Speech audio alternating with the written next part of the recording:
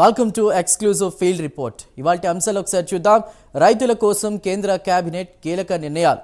మీడియాతో Chandrababu chit-chat. Ration బియ్యం మాయం కేసులో పేర్ని నాని సతీమణి జయసుధ విచారణకు హాజరు.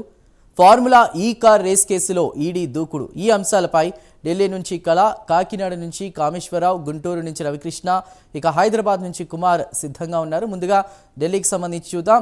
కేంద్ర కేబినెట్ కీలక నిర్ణయాలు తీసుకుంది. డిఏపి ఎరువులపై అదనపు భారం భరించాలని కేంద్రం నిర్ణయించింది. 1350 రూపాయలకే 50 కిలోల డిఏపి బస్తా ఇవ్వాలని నిర్ణయించింది. ప్రధానమంత్రి ఫసల్ బీమా యోజనకు కేటాయింపులను 69,515 కోట్లకు పెంచింది. కేంద్ర ప్రభుత్వ నిర్ణయాలతో దేశవ్యాప్తంగా రైతులకు లబ్ధి చేకూరనుంది. మరింత సమాచారాన్ని ఫీల్డ్ రిపోర్ట్ ద్వారా మా నేషనల్ బ్యూరో చీఫ్ కళా అందిస్తారు. కళా, చెప్పండి. చందు, ఈరోజు కొత్త సంవత్సరంలో మొదటి క్యాబినెట్ మీటింగ్ అని చెప్పవచ్చు. ఈరోజు ఉదయం ఏదైతే లోక కళ్యాణ్ మార్గ్లో ఉన్నటువంటి మొట్టమొదటి క్యాబినెట్ సమావేశములు జరిగింది. దీనికి అందరూ కూడా కేంద్ర మంత్రులందరూ కూడా పాల్గొన్నారు. ప్రధాని నరేంద్ర మోడీ అధ్యక్షతన ఈ కేంద్ర కేబినెట్ సమావేశం జరిగింది. దాదాపు 2 గంటల పాటు ఈ సమావేశం జరిగింది.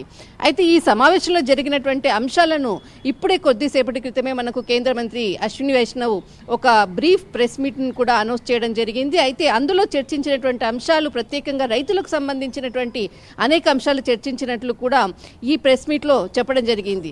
అంతేకాకుండా మనకున్నటువంటి సమాచారం ప్రకారం ఏదైతే ఉదయం జరిగినటువంటి ఏదైతే సమావేశం ఉందో, ప్రధాని అధ్యక్షతన జరిగినటువంటి సమావేశంలో రానున్నటువంటి ఎలక్షన్స్కి సంబంధించినటువంటి ఢిల్లీ అసెంబ్లీకి సంబంధించినటువంటి ఎలక్షన్కి సంబంధించిన అంశాలు కూడా ఇందులో కొంత చర్చించినట్లు ఉన్నది. కానీ ఎక్కడ కూడా ఇది మీడియా ముఖంగా కూడా ఎక్కడ వెల్లడించలేదు.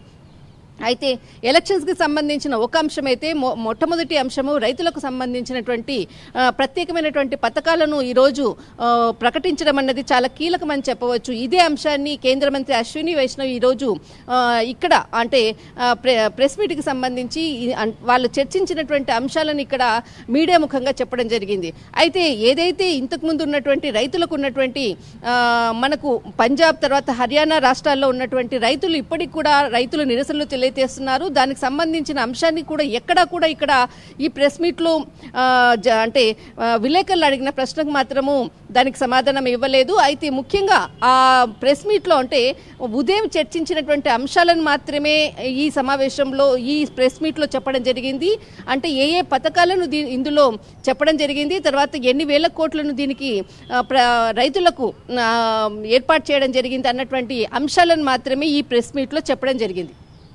అయితే ఇక్కడ మనకు ఏదైతే ఫసల్ యోజన పథకము రైతులకు సంబంధించినటువంటి పథకం ఉంది. అయితే ఇంతకుముందు ఉన్నటువంటి పథకానికి మరింత కొంత నిధులను కేటాయించి దానికి పెంపొందించే విధంగా మరింత మందికి ఉపయోగకరంగా ఉండే విధంగా ఈ పథకాన్ని పెంచడం జరిగింది. అయితే కేంద్రంలో ఉన్నటువంటి అంటే దేశంలో ఉన్నటువంటి రైతులకు అందరికీ కూడా ఈ పథకం అందరికీ కూడా ఉపయోగకరంగా ఉండాలి. దాదాపు 69,515 కోట్ల రూపాయలను ఈ పథకం కొరకు మరింత పెంచడం అన్నది ఇక్కడ ఒక ముఖ్యమైనటువంటి అంశం అని చెప్పవచ్చు.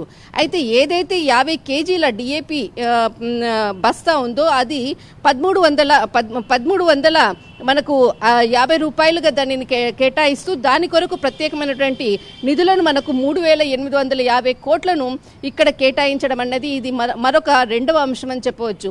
అయితే ఇక్కడ మనకి దేశంలో ఉన్నటువంటి అన్ని రాష్ట్రాల్లో ఉన్నటువంటి రైతులకు ఉపయోగకరంగా ఉండే విధంగా 23 రాష్ట్రాలు తర్వాత 4 కేంద్ర ప్రాంత పాలితాలకు ప్రాంతంలో ఉన్నటువంటి రైతులకు ఉపయోగకరంగా ఉండే విధంగా ఈ పథకాన్ని మాత్రము ముందుకు తీసుకెళ్లాలి అన్నది ఇక్కడ ప్రధానమైనటువంటి అంశము.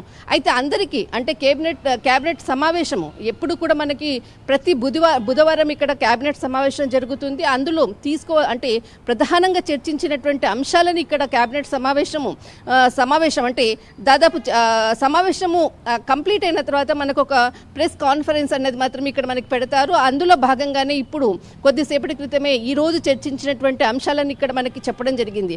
ప్రత్యేకంగా రైతులకు సంబంధించినటువంటి అంశాన్ని ఈ మొదటి కేబినెట్ సమావేశంలో చర్చించాము.